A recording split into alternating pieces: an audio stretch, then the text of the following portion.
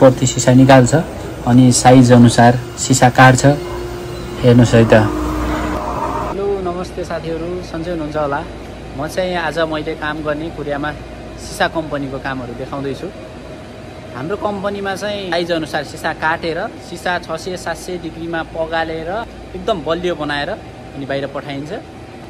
सुरुमा चाहिँ बाहिरबाट चाइना थाइल्यान्डबाट यो साइजको सिसाहरू आउँछ सबै।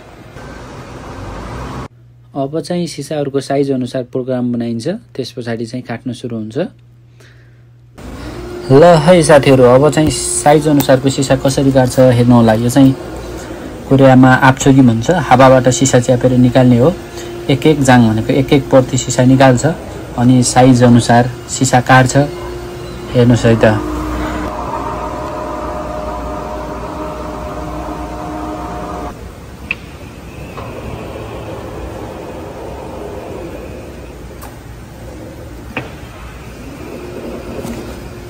अहिले चाहिँ कम्प्युटरमा बनाएको प्रोग्राम अनुसारको साइजहरू काटिरहेको छ।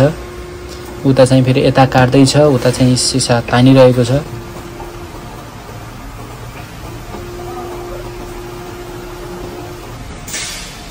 हामी 3 जना नेपाली गोर्खेहरूले चाहिँ सिसा काटिरहेको छौँ।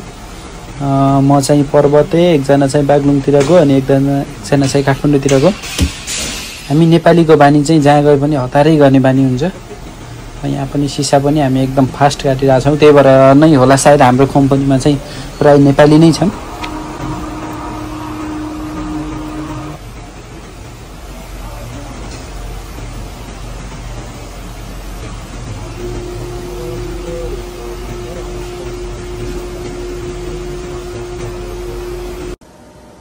ल साथीहरू, यो साइज अनुसारको सिसाहरू काटेर आइसक्यो। अब यो सिसालाई चाहिँ 600-700 तापक्रममा तताएर कसरी बलियो बनाइन्छ हेर्दै गर्नुहोला। अब म आप्चोकीबाट सिसालाई मेसिनमा राख्दैछु। यो आप्चोकी चाहिँ जति ठुलो सिसाहरू उचाल्न पनि एकदम सजिलो हुन्छ। देख्न सक्नुहुन्छ, मैले पनि सजिलैसँग राखेको छु यति ठुलो सिसा।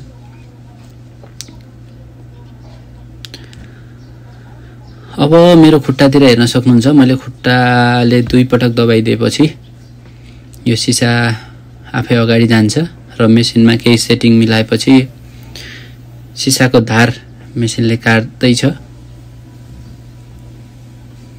सिसाको धार काटिसकेपछि यो सिसाहरू एकदम पखाल्नको लागि पानीको एकदम ठुलो बेग दिइन्छ।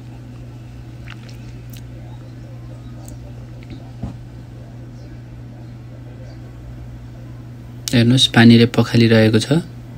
पखालिसकेपछि सिसामा पानीहरू केही नरहोस् भनेर हावाको प्रेसरले यो सिसाहरू सबै सुकाएर बाहिर निस्किन्छ। अहिले चाहिँ सिसा क्लियर सफा भएर निस्किसकेको छ। र अब हाम्रो दाजुले सिसाहरूलाई यो अगाडिको ठाउँमा मिलाएर राख्नुहुन्छ।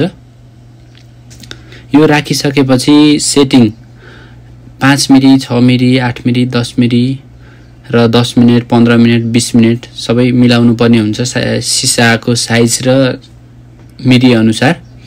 यो सेटिङ दाजुले कम्प्युटरमा मिलाउँदै हुनुहुन्छ।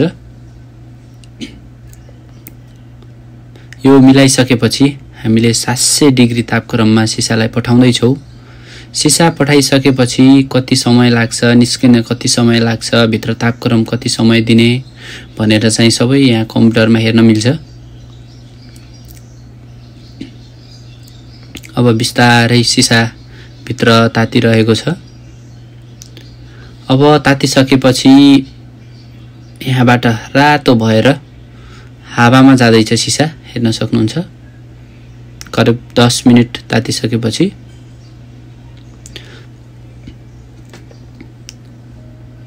अब केही समय हावामा गइसकेपछि अब निस्किने टाइम 70 सेकेन्ड जति रहेछ। ल हेर्नुहोस्, फाइनली सिसा पगालेर हावा दिएर एकदम बलियो भएर आइसकेको छ। अब हाम्रो पुजाङले सिसा झार्दै हुनुहुन्छ। सिसा झारेर यसलाई बेन्डिङ गरेर अपार्टहरूमा पठाउने काम गरिन्छ यहीँबाट।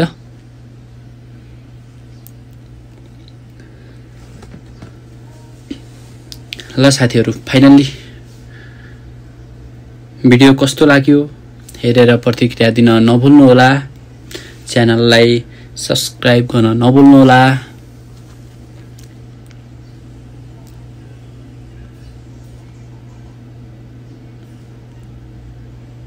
सिसा चाहिँ फाइनल्ली रेडी भइसकेको छ। धन्यवाद।